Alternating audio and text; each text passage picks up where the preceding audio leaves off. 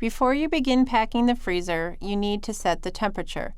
The recommended setting is between 10 and 32 degrees Fahrenheit.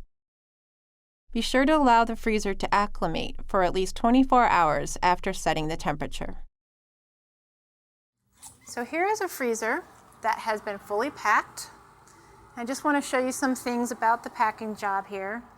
The boxes are face forward in terms of labeling and the humidity indicator cards. This will allow you to easily read the cards when you're checking for inspection.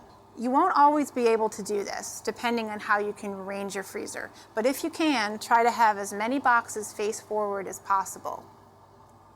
You'll also want to think about really maximizing the space inside.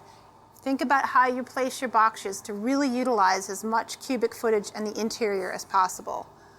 Also think about the distribution on each shelf. Try to weight the shelf across the shelf to make sure that the weight is distributed evenly. Some items, like aerial film cans, are particularly heavy, and if you have some of those, you may want to take out these bottom bins and put heavy things directly right on the bottom of the freezer.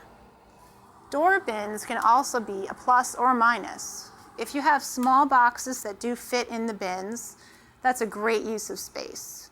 However, if your collection doesn't contain these types of boxes, sometimes these shelves can be removed.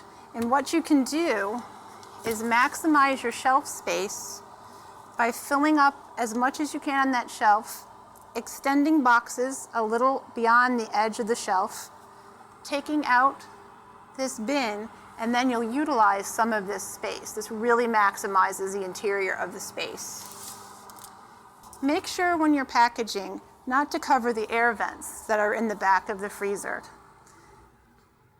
Lastly, once your packaging is complete, you'll need to make a map of the freezer. The freezer map will help you identify the location of items prior to opening the freezer. When creating the map, include box numbers and shelf or door bin numbers. Secure it to the exterior with magnets. It may be helpful to have separate pages for the interior compartment and the door bins. This tool will prevent you from having to search for items inside the freezer, and it will reduce the amount of time you need to have the freezer door open.